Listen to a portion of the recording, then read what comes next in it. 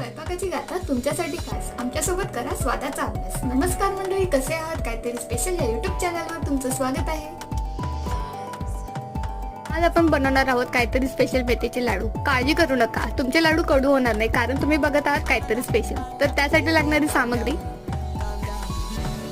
मेथी, जायफळ, मखाने, आलसी, तूप, डिंक, बदाम, 1 किलो खारकेचा भुगा, 1 किलो खोबऱ्याचा किस, 2 किलो गुळ.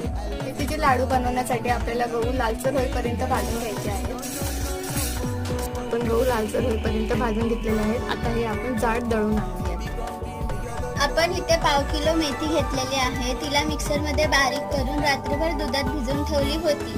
जर तुमच्याकडे तितका वेळ नसेल तर तुम्ही 5 ते 6 तास ठेवू शकता. आपण असं का करतो? कारण असं केल्याने मेथीतला कडवटपणा निघून जातो आणि आपले लाडू कडू होत नाहीत. गहू असे जाडसर दळून आणले